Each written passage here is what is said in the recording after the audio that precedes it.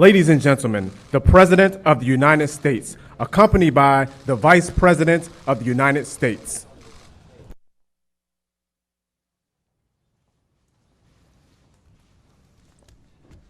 Well, thank you very much. It's a very big day for our country. It's affirmation of all the work we've been doing, really for 3.5 years. This isn't just over the last few months. This is for 3.5 years.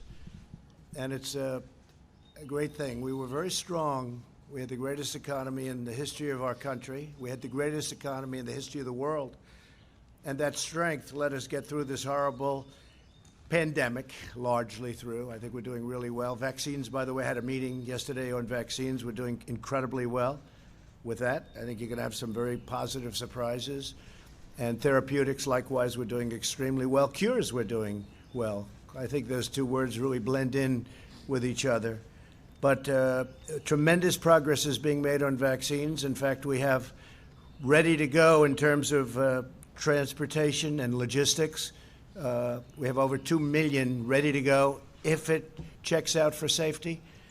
And it's also, the nice part is we have 4 companies, I guess you could even say 7 or 8 companies that are doing some similar and some very different on the vaccine front, and some similar and some somewhat different on the therapeutic front. So tremendous progress is being made on that, and I think even without that, and I have to say, even without that, and I don't think you're going to be having to use that in the future, that statement, even without, because I think they're going to have it. But we're going to be back, and we're opening our country, and I hope that the lockdown governors, I don't know why they continue to lock down, because if you look at Georgia, if you look at Florida, if you look at South Carolina, if you look at so many different places that have opened up, I don't want to name all of them, but the ones that are most energetic about opening, they are doing tremendous business, and that this is what these numbers are all about. And you have to remember one other thing very importantly. I think it's extremely important for you to remember that many of our states are closed or almost closed. Some of the big ones, New York, New Jersey, they're starting now to get open, I hope.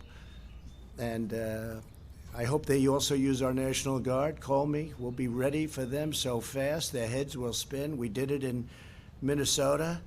In Minneapolis, we were incredible. They were ripping that place apart. I love it. We had such success there. And they were ripping it apart. And I called the governor, and the National Guard went in. And one night, it was over. You don't see the problem in Minnesota now at all, not even a little bit.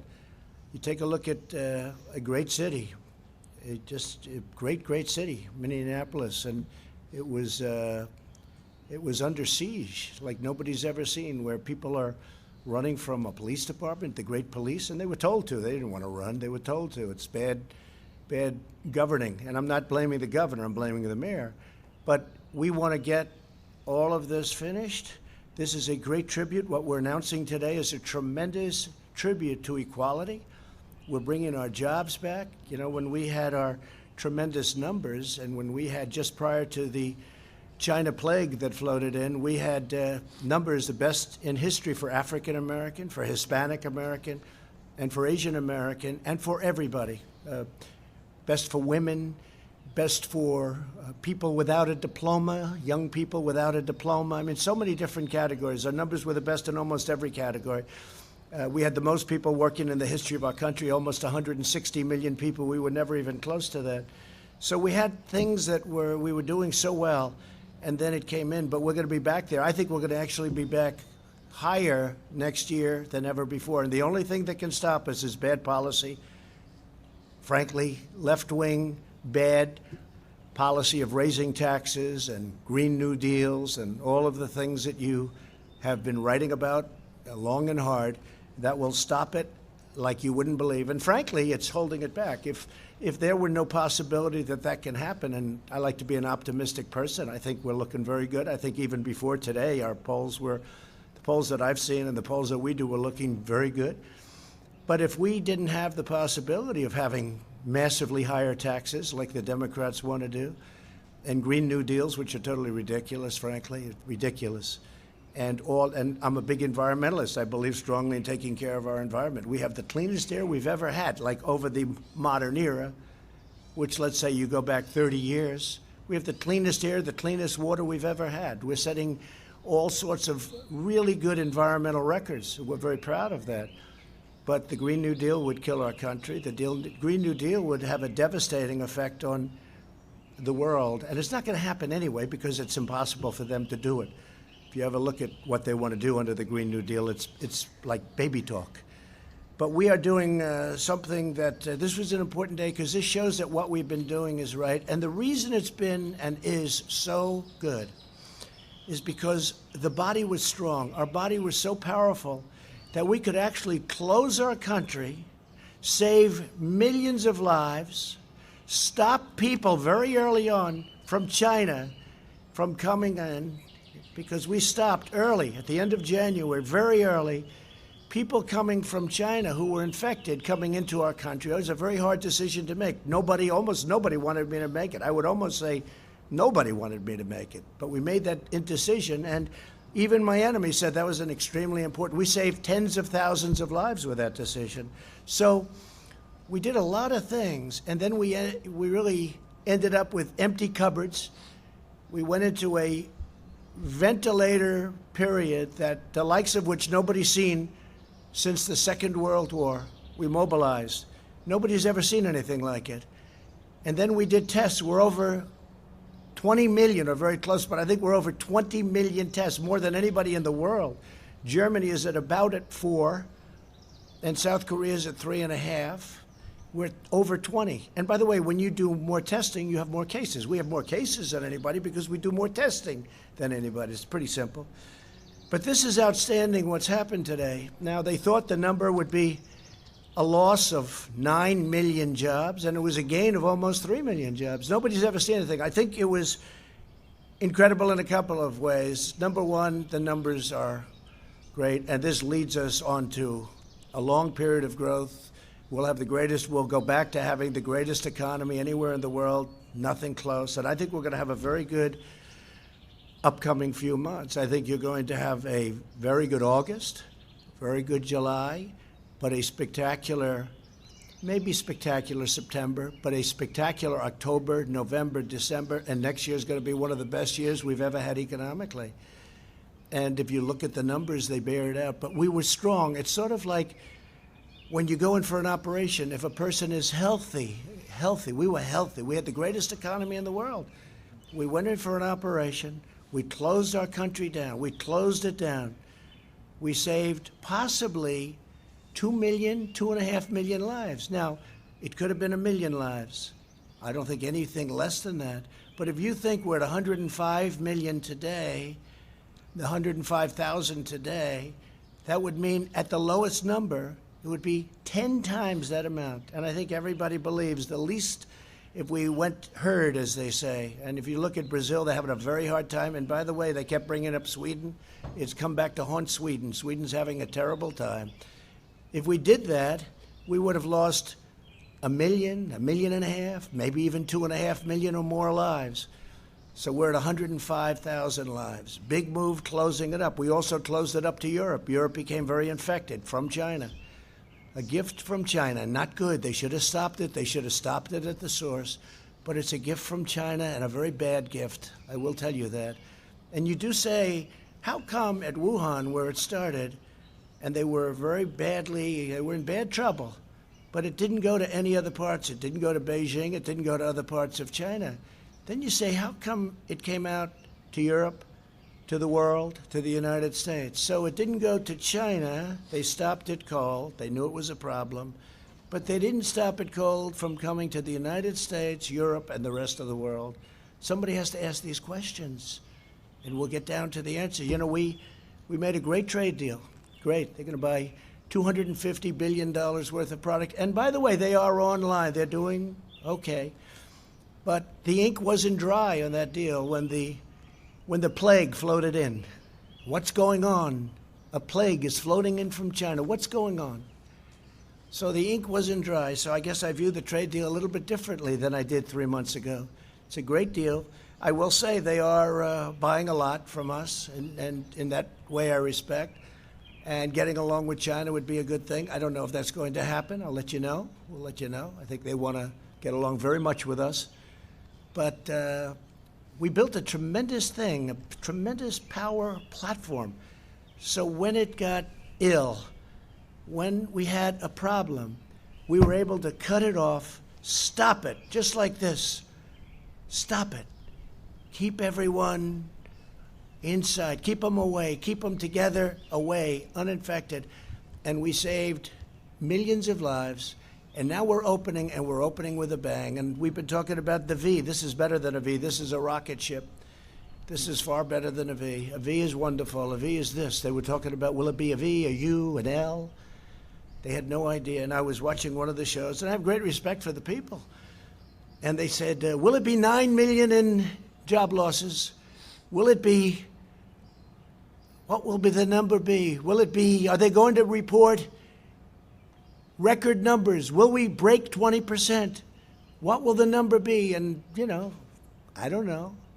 Because we were in, and I don't think we're in that territory anymore, we were in uncharted territory. Nobody's ever had a situation like that. So the number was 9 million, and one of the people was getting, no, I think it's going to be 10 million. That's 10 million negative losses. And then somebody else said, no, we think it's going to be 8.7, 9.2. No, everyone was right around that number. This is great geniuses, and they are. I watch them all the time, and oftentimes they're right. Warren Buffett sold airlines a little while ago. He's been right his whole life, but sometimes even somebody like Warren Buffett, I have a lot of respect for him, they make mistakes. They should have kept the airline stocks, because the airline stocks went through the roof today, and others did too. The whole market went through the roof. But they said 9 million job losses, 9 million. It's what's going to be. Are we going to break 20%? Are we going to break it? And then the numbers came in, and one of the folks that was reading the numbers said, wow, this is a great number. It's only 3 million job losses. And then reading it and said, you know, I don't think this, I'm not reading this right. Let me look at it again. Oh, wait a minute. This is 3 million gain almost. 3 million jobs gained. And then they shouted out, one of them sort of semi-shouted out, is this a typo? I think it was probably the greatest miscalculation in the history of business shows, talking about Wall Street. And that's okay. But one of the reasons we're in this position is because we had such a strong foundation. So we were able to close our country, save millions of lives, open, and now the trajectory is great. Don't forget, New York is barely included, and that's one of our big ones. California is barely included because they're not open, and they should open. By the way, the mayor of Los Angeles wants to keep this thing closed for a long time. Look at what's going on in Florida. It's incredible. The job the governor of Florida has done, it's incredible. The numbers they're doing. You've got to open it up, and you do social distancing, and you wear masks if you want, and you do things. You can do a lot of things. You're getting closer together. Even you, I notice you're starting to get much closer together. It looks much better, I must say. You're not all the way there yet, but you'll be there soon. But it's a tremendous thing that happened, and the reason it happened is because we had a really strong patient. We had a patient that was so powerful, so strong, that we could close it and open it. And I give it this analogy. Somebody told me yesterday, it was Larry Kudlow. He said, sir, this is like a hurricane. And we were worried. We didn't know, is this going to be a hurricane or a major, major recession? A major recession that's not artificially caused, because this was artificially closed. We just said, boom, closed. And everything just stopped. And also, you know what else stopped? Big numbers on death by doing it. And that's why I had to do it. We've made every decision correctly. But it was like we stopped. So it was an artificial closing. And then what happened, very incredibly, is the numbers go, and Larry was saying that with a hurricane, you have a horrible hurricane in Florida or Texas, and it's devastating. And then the hurricane goes away, and within 2 hours, everyone's rebuilding and fixing and cleaning and cutting their grass. And I've seen it in Texas. I've seen it everywhere. Texas had a massive one, Louisiana, hurricanes, Florida, hurricanes. But what happens is right after the hurricane, boom, and this is what this is. This isn't a terrible recession. I don't even mention the D word. I don't talk about the D word. I don't want to talk about it. because every time somebody even mentions it, I don't like the D word. But if you had a really, really big, bad recession, it could take 10, 12. How long did it take in 1929? It took many years to recover from that. How long? 10 years. Yeah, 10. I heard 10. I think longer than 10, but that's okay. I heard 14, 15 years. Larry says 10, so let's go with 10. But it takes a long time to recover. But a hurricane, you're back in business in 1 day, 2 days, 3 days, and it's devastating and it's hard. And this was a hurricane. And it's going to get better fast because a lot of the numbers that you see, they're early numbers. They're not even from this last month. And by the way, speaking of that, you had the greatest 50-day rally in the history of our exchanges. The greatest 50-day rally. And we have a lot of protesters. And we have something else, right? We have something else. We have a pandemic. We've made tremendous progress, really on both. If you look at where we've come on both, we've made tremendous progress on both. Tremendous progress. But you're looking, and the people are now starting to return to work. So it's been an incredible thing to see. It's been a beautiful thing to see. The experts predicted that the economy would lose tremendous numbers of jobs. And, of course, from the beginning it has, but you're going to see how fast that's made up. I'm telling you, next year, unless something happens where the wrong people get in here, this can turn around.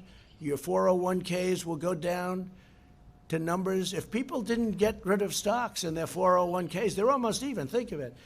With a pandemic and with one of the worst things that's ever happened, our country's never lost 105,000 people. Whether it's World Trade Center, which was 2,900, or Pearl Harbor, which was less than that. We've never lost anything close to this. But it's not only our country, it's the whole world. The world is suffering so badly. 186 countries at this moment. And that affects us too. But we're a positive force. We're the key to the world, in a sense. And the fact that we're doing well, I see already they're starting to do much better in other parts of the world. That's a great thing because we're working with the world. And we'll work with China, too. We'll work with everybody. But what happened should have never happened. So we had a tremendous morning, a tremendous announcement. It was shocking to even great pros. I watched Maria Bartiromo. I watched Jim Cramer. I watched a lot of people. Joe Kiernan, he was pretty positive. Charles Payne, he was very positive for a long time. A lot of people got it right. They had confidence in me, they had confidence in this team, and they got it right. I think that's the only thing they could base it on, because we were on uncharted territory. I'd like to just say that renewal, restoration, and recovery of the most vulnerable areas of America is going to be my focus. It's going to be a big focus, because it's taking care of itself, but we have to help that very vulnerable area. They're vulnerable. It's not right, and we're helping them, and we have helped them in the past, and we're also to opportunity zones, criminal justice reform. Nobody's ever done for the black community what President Trump has done. Think of it. Historically black small colleges and universities. They would come here for money every year for many, many years. After 3 years, I said, why are you doing this? Why do you keep coming here? They said, because we come. I said, don't you get a long-term deal so you don't have to come? The head of one of the very respected colleges looked at me and said, sir, we're like beggars. Every year we have to come to Washington and beg for money.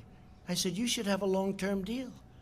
And we signed a long-term deal so they don't have to come. I'll miss them. I told him, I'll miss them. I got to know them. But the first year, I didn't think anything of it. The second year, I said, that's strange. Why are you here?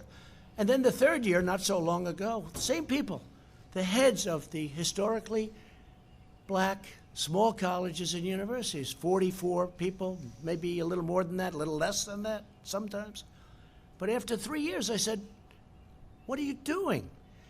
They said, the past administration did nothing for us. The administration before that did nothing for that. So I'm going to do it. So we did The opportunity zones with Senator Tim Scott has been fantastic. And by the way, it's one of the great unknowns because the opportunity zones you don't talk about. It's one of the most incredible success stories ever in terms of the inner cities and in terms of black and Hispanic and Asian unemployment. Opportunity zones, you ought to do some stories about opportunity zones.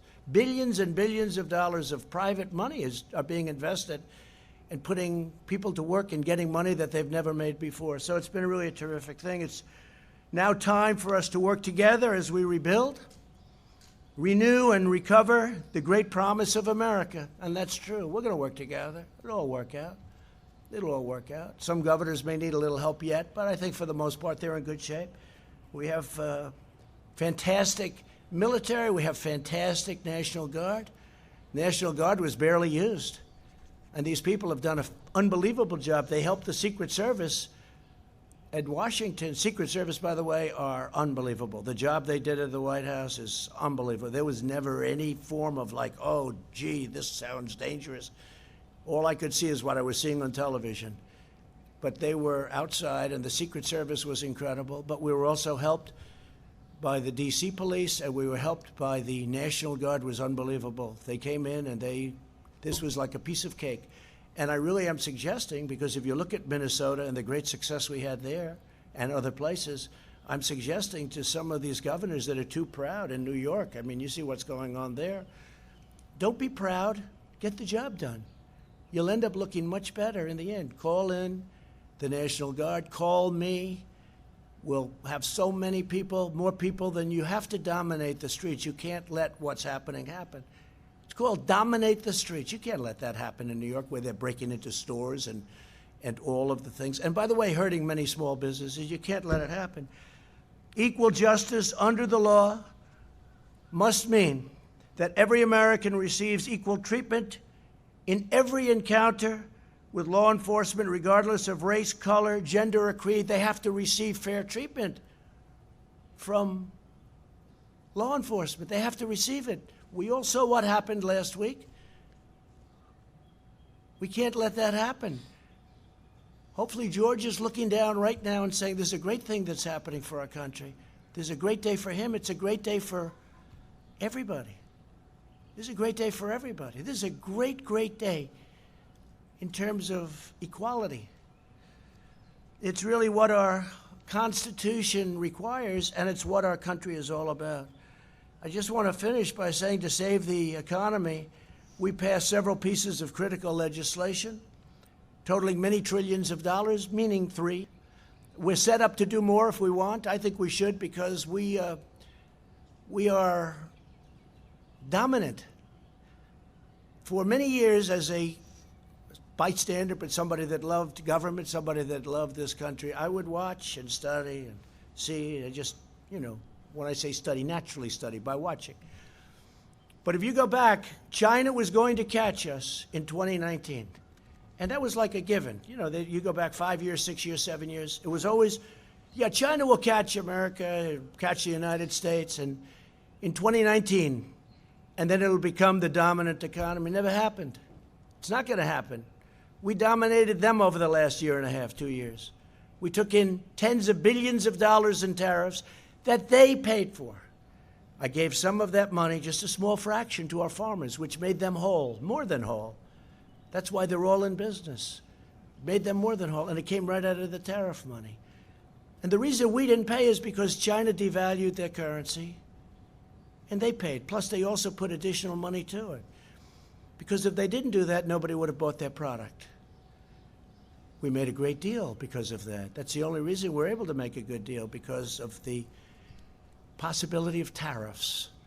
Because China's taken tremendous advantage of the United States. We helped rebuild China. We gave them $500 billion a year. How stupid are the people that represented our country with China and many other countries. But that's all changing. And it was in the process of changing very big. Again, China had a very bad year before the plague. And now I think hopefully they're going to have a great year. I want them to have a great year, but we're going to have better years than they ever had. We have a better system, much better system. We made Americans sure of themselves, and we took care of families. We gave benefits, and we sent $1,200 to every individual making less than $75,000 and $4,000 almost dollars to every family of four earning less than $150,000. That's a lot, isn't it? You know, when you think 150, but that's what's happening with our country. If you look at other countries, even countries that you think they're doing well, they don't talk about 150,000 as being median. $150,000. That's tremendous. That's a great tribute to the people of our country. The job surge that we're seeing right now is widespread. Leisure and hospitality added 1.2 million jobs. Construction jobs are up, listen to this, 464,000. Education and health services rose 424,000. Retail trade is up 368,000. And here's the one I like the best. Remember, previous administration, that you need a magic wand for manufacturing. Manufacturing, which we had up to 600,000 jobs prior to the plague, manufacturing rose to 225,000 jobs, up by. So we picked up 225,000 manufacturing jobs. That's very unexpected. Everything that you've seen this morning is unexpected. Even the pros sitting here would understand that, everything. We also smashed expectations on the unemployment rate. The prediction was that the unemployment rate would rise to over 20%, and instead it dropped to around a little more than 13%, slight difference. And this time the greatest comeback in American history. Today is probably, if you think of it, the greatest comeback in American history, but it's not going to stop here. It's going to keep going because so many places are closed. I was watching our great vice president today being interviewed on CNBC. He did a phenomenal job, and he made a statement. He said, this is not going to stop, and 100%. He's always attributing everything to me, but I'll attribute this statement to him. He said, it's not going to stop because the numbers that you're looking at don't include all of those states that are closed. They haven't even opened yet. We're going to be stronger than we were when we were riding high. And our stock market is it's just short of an all-time high. I've had 144 all-time high stock markets during a 3.5-year period. Nobody's ever come close to that, and we're going to do it again.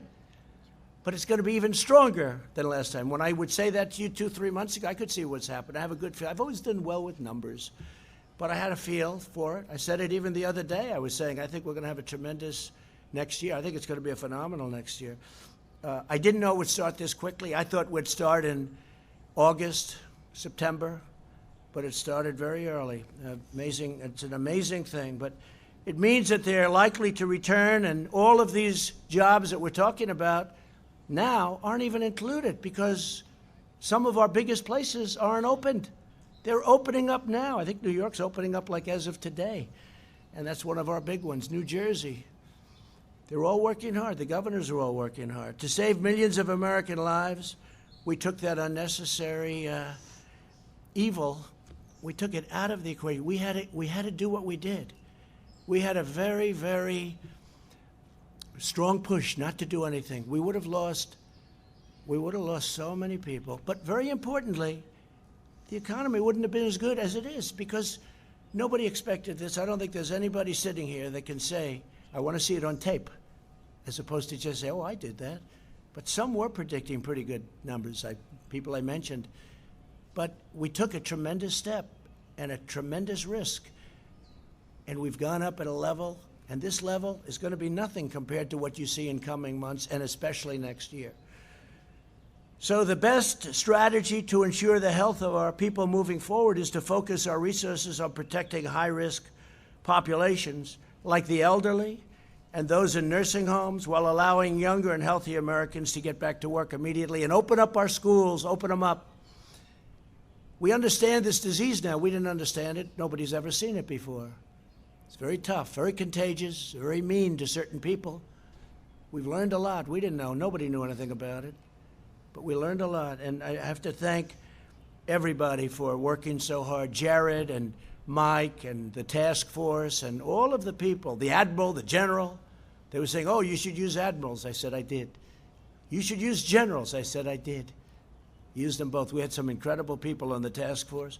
The job they did in getting ventilators built by the thousands, we're giving to Nigeria, to France, to Spain, to Italy, to many, many countries, to UK, they're having a hard time.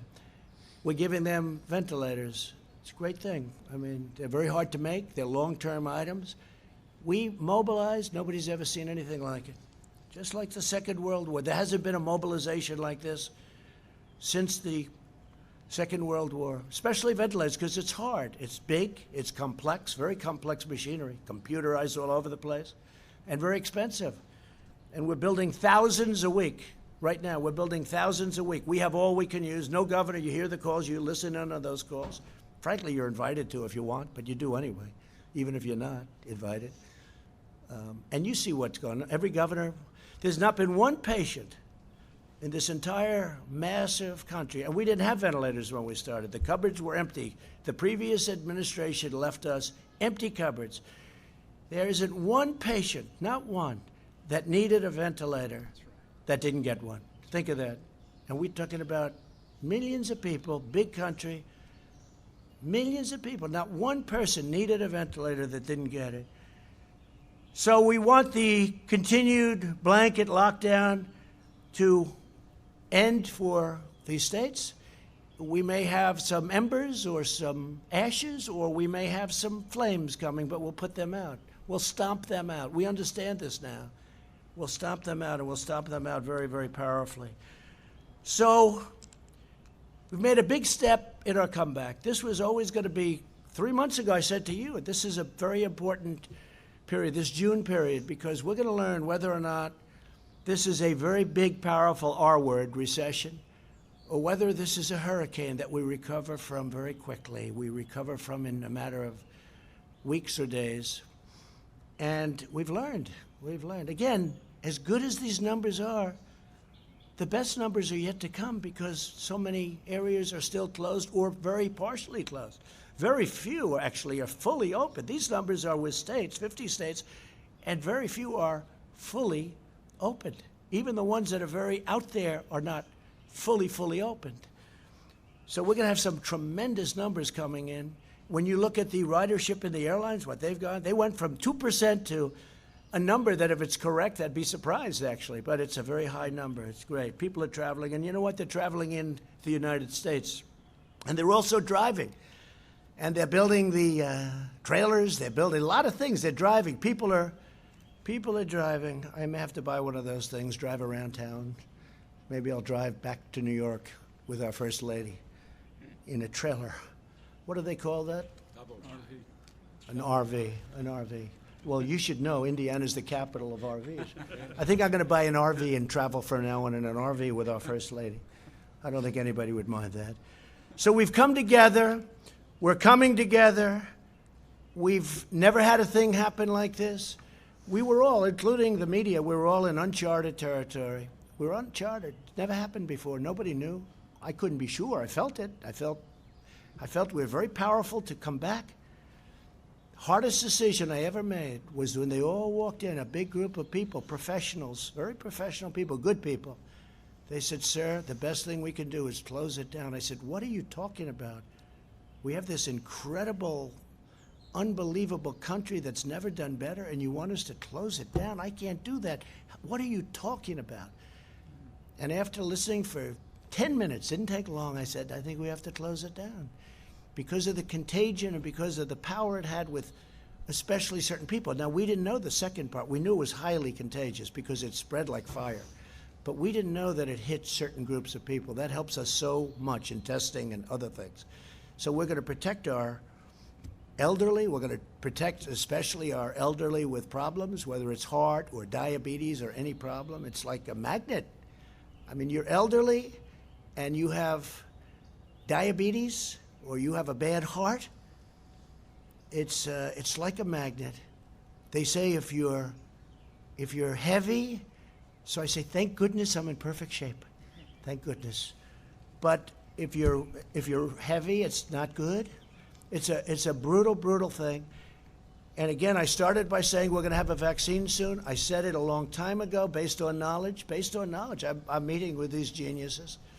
Based on knowledge, I said a long time ago. I said by the end of the year. I think it's going to be a lot sooner than that. And you know, just in finishing about vaccines, we have mobilized the logistics arm of our military. We can move hundreds of thousands of men and women in a very short time. The vaccine is easy by comparison, but we can move hundreds of thousands. It's meant for war. It's not meant for this, but we have our war with the invisible enemy. It's meant for war, but we can move hundreds of thousands. Think of that. Hundreds of thousands in a very short time. The same people are doing the vaccine, and they're fully mobilized. So now I'm going to sign legislation to make important changes to the PPP that will especially help restaurants, hotels, and other businesses that have been very hard hit by the virus. This is going to make it 24 months, and I think you know the legislation as well as I do. I want to thank the Democrats. We had essentially unanimous votes, I think, in the Senate and the House, right? Whether it's unanimous or very close, it's a lot of people. But I want to thank the Democrats. We worked together on it great. And I hope we can get along with the Democrats. It's been a disaster in terms of relationship. But I hope we can get along because it's a great thing for our country. We did all of these numbers and all of this greatness. We have the greatest economy we've ever had. It will soon be greater than it was even before. We did this with discord. We did this with a Senate and a House that were not dealing with us, and we weren't dealing with them either. The level of let's just say the warlike posture is ridiculous because we have a great country. It would make a difference if we could get along. And maybe we can and maybe we can't. I mean, there are a lot of differences. We want low taxes. We want closed borders. We want people to come in, but they have to come in through merit. They want open borders. You can't have open borders, especially now when you have a pandemic. We set a record, by the way, on our southern border. The wall, which you never hear about, is up to 210 miles long. And one of the reasons we're setting a record is we have so much wall built. And we'll have it up to almost 500 miles very early next year. By the end of this year, we'll be over 400 miles. We're up to 210 miles of serious wall. This is a wall that people aren't penetrating. This is a very, very powerful wall. Going to be up there a long time. And it's saved us a lot of anguish and grief, but you don't hear about that. One of the hardest things I've ever had to do is get the money necessary, which is billions of dollars, from a party that was totally opposed to it. They gave me other things. The military we could rebuild wasn't easy in terms of that. That's not their natural instinct. But for the wall, no, you can't have it, can't have it, can't have it. We had 9 court cases on the wall, but we won and we got it. And now nobody talks about it. Nobody even talks about it. But it's great for our country. We have to have borders. And I've said often, I said long before I won on that great November day. It seems like a long time ago, 2016. I said, if you don't have borders, you don't have a country. So we have a lot of things to work with the Democrats. If we could work along with them, it would be great. If we don't, we're going to do great as a country anyway. We're going to do great anyway. But if we could work along with the Democrats, and I'm open to it. People say I wouldn't be open. Why would I be open? They did things that they should have never done. And you know what I'm talking about. Should have never done.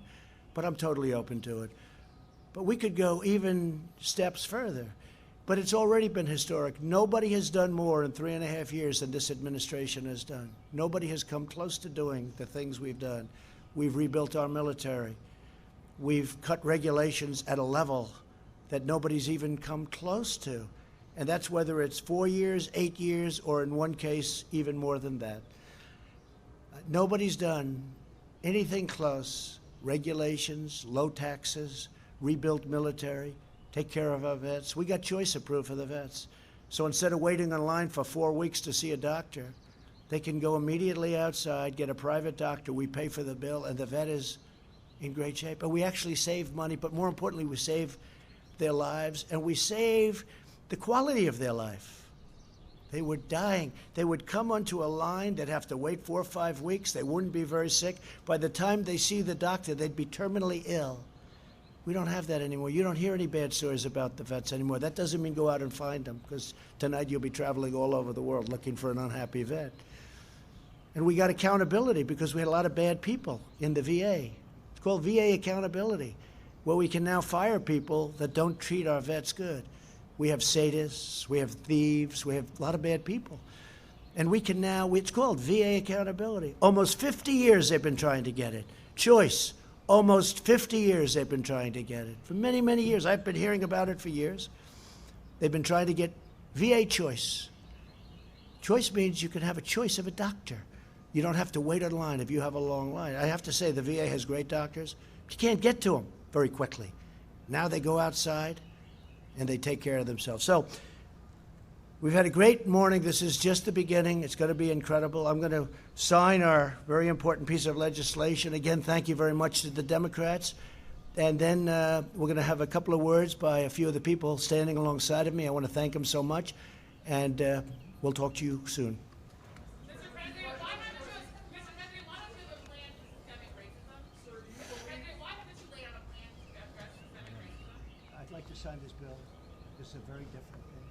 And by the way, what's happened to our country and what you now see, it's been happening, is the greatest thing that can happen for race relations, for the African American community, for the Asian American, for the Hispanic American community, for women, for everything. What's your plan? Because our country is so strong, and that's what my plan is. We're going to have the strongest economy in the world. We almost are there now.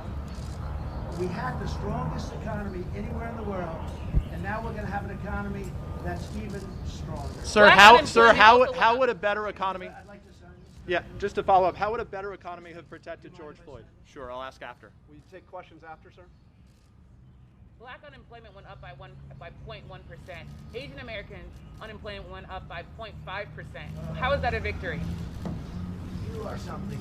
How is that a victory? Thank you very much.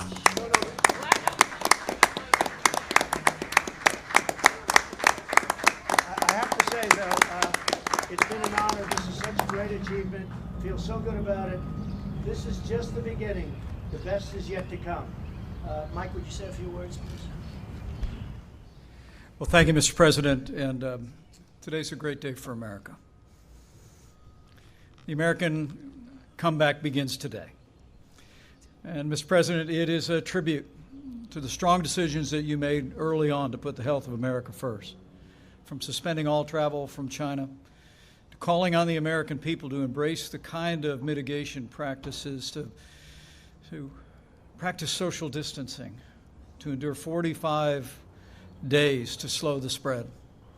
The way you worked in a bipartisan way, we want to thank members of both parties in the Congress for working with us to provide relief for families, small businesses, and enterprises across the country. Today's numbers, historic as they are a testament to the leadership that you've provided, Mr. President, on mitigation, on recovery. And as you directed the White House Coronavirus Task Force, they're also a tribute to the fact that states across the country, now all 50 states, are reopening our country. Even before we came to the end of the 45 days, you directed us to give guidance to state governors and all the states and territories to safely and responsibly reopen. And now all of our states are in the process of doing that. It's remarkable to think that 2.5 million jobs and declining unemployment number actually dates to surveys done in mid-May.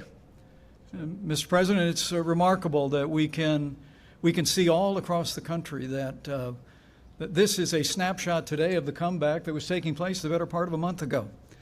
But because of the guidance you gave to the American people in mitigation, and because of the recovery efforts that bipartisan members of Congress supported at your direction, and ultimately because we are reopening the country, we've begun a great American comeback. So I want to thank you, Mr. President. I want to thank members of Congress that were with us. I join you in thanking all of the incredible healthcare workers across the country, including our team on the task force and health officials at every level, governors that have been our partners. But ultimately, today is a tribute to the American people. Mr. President, I know that you've said again and again this morning that it was because the patient was strong in the beginning, because the policies that you put into place to cut taxes, roll back regulation, unleash American energy, fight for free and fair trade, we created more than 7 million jobs And today, the strength and resilience of the American people is shining through. And this is their day. Congratulations, America. The comeback begins. Thank you, Mayor. And I think very importantly, because it's a great state and you have so many great states involved with energy, but we had basically a disaster just a month ago. We had a disaster with respect to energy. It was down to zero. It was worthless. And that's 5 million jobs, maybe much more than that indirectly, probably close to 10 million jobs, energy jobs in Texas and North Dakota and Oklahoma and many other states. New Mexico, great state, great energy state it's become. And we saved that industry in a short period of time. And you know who helped us? Saudi Arabia and Russia. And then we got Mexico to do what they really had to do. And I want to thank the president of Mexico. He was terrific. In the end, he was terrific. But we saved the energy industry. That would have been catastrophic to lose it. And now it's up to almost $40 a barrel. And people would have said that's impossible. But we got Saudi Arabia, Russia, and others to cut back very substantially. OPEC plus. We call it OPEC plus. But they were the leaders. And we appreciate that very much. Could I ask Kevin and Larry to say a few words, please? Thank you, sir. I'll be brief as I can. I know it's pretty darn hot. I haven't noticed it. Is it hot? Nobody hot. You're pretty good at it. So, preceding this number were a number of green shoots, as we call them in economics or finance. And as the president has mentioned, things like Apple mobility, traveling indexes, the housing applications for new homes are skyrocketing. New businesses and new business applications are skyrocketing. So we've seen a lot of pieces of evidence. The key to today's number, 2.5 million payrolls and 3.8 million households from which the unemployment comes.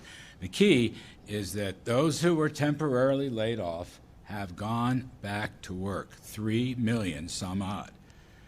And that's because of the reopening, and that's because of the success of the president and vice president's mitigation policies, which had to be taken. Now the reopening begins. Here's a footnote. At May 12th, for the week the survey was taken, a little less than 50% of small businesses had reopened. According to the Chamber of Commerce, the most recent number in late May, early June, 80%, 79% of small business have reopened. So we're going to see more continued progress in the June jobs numbers when they come out. And I want to add also, my friend and colleague, Secretary Steven Mnuchin's leadership on the payroll protection program has kept people on temporary call, have kept them furloughed, but they knew they were going to come back. The PPP has distributed $510 billion and has probably saved as much as 50 million jobs. And overall, we've extended tax rebates and other payments, 159 million Americans for nearly $275 billion. The rescue package works. It was the largest in American history. Now, we are seeing weekly unemployment claims coming down, continued claims coming down. The 13.3% unemployment rate has come down. And I think, as the president has noted, these trends will continue. This was a sharp, tough, heartbreaking pandemic contraction. It's not a typical economic contraction. It was like a bad hurricane or a bad snowstorm. There's a lot of heartache in that, and there's a lot of hardship in that, absolutely. But they're sharp and fast, and they recover fast. And we are beginning to see this rapid recovery, which I believe will extend well into the third quarter and the fourth quarter. We're still looking for some 20% economic growth in Qs 3 and 4, and a big number in 2021 as we move forward with presidential policies of lower taxes and regulations and energy and fair and reciprocal trade deals that created a phenomenal economy before the pandemic and can recreate and rebuild that phenomenal economy afterwards. And I bring in my great pal, Kevin Hassett. Good job. Thank you, sir. Thank you, Mr. President. And today is a historic day, but as you remind us, there's still a lot of work left to do. that there were 18 million people that said that they expected to be reemployed. 3 million of them came back, and it shocked economists that it happened so fast. But there's still a lot of work to do, and that's what you've instructed us to do, is to give you options so that we can get everybody else in the country back to work. And I think that the main economic lesson I take from what we've seen, in addition to Secretary Mnuchin's incredible work getting the programs enacted quickly, is that the Vice President's leadership with the task force. Right at the very beginning, you put out guidance for businesses and for governors about how to open safely. And because the guidance was so scientifically based, people did so with confidence. And you would never have a jobs number like what we saw today without the confidence that I think was generated by your leadership, Mr. Vice President, and Dr. Birx and the rest of her team. So thank you so much for your service, sir. Thank you. Thank you very much. I just want to add, we'll be going for a payroll tax cut. We think that'll be incredible in terms of what we're doing because, again, we're going to be bigger, stronger, better than we ever were. That's going to be a tremendous incentive for businesses and also a great incentive, and maybe, to me, most importantly, for the workers. So we're going to be asking for a payroll tax cut. We'll be asking for additional stimulus money because once we get this going, it'll be far bigger and far better than we've ever seen in this country. That includes as of 3 or 4 months ago when everyone thought it was great, and it was great. And we're going to be doing things for restaurants and various pieces of the entertainment industry, which will be an incentive, whether it's deductions or whatever, but Steve Mnuchin's going to be working on that because the restaurants will be a little bit harder to come back, although I must tell you, Mike, I've seen some tremendous numbers from restaurants, but we're looking at doing something in terms of an incentive with taxes. It could be deductions, it could be something else, but we'll be announcing it pretty soon. But we will be asking, despite the numbers and how good they are, because we will be so far ahead of everybody else if we do what we're doing. Our borrowing cost now is 0. So we're paying no interest, which is very good. And I just want to thank everybody. I'd like to ask Steve Mnuchin to say a few words, please. Thank you, Mr. President and Mr. Vice President. And again, I want to especially thank the Senate and the House for working with us in another example of overwhelming bipartisan support that is helping American business and American workers. Mr. President, this legislation is a direct result of you invited in leaders from the restaurant industry and the hotel industry. These are 2 areas that have been especially hard hit. The restaurants' #1 ask was extending the PPP for 24 weeks, and this legislation delivers on this. So it is great to see the $500 billion that we've put to work in small business make its way into the economy, and now you see it in these numbers and them bringing more people back to work. So not only did this save jobs, but we now see people coming back to work, and we look forward to working with Congress on bipartisan issues to make sure we get every American back at work that was unfortunately laid off as a result of this virus. Thank you. Thank you very much.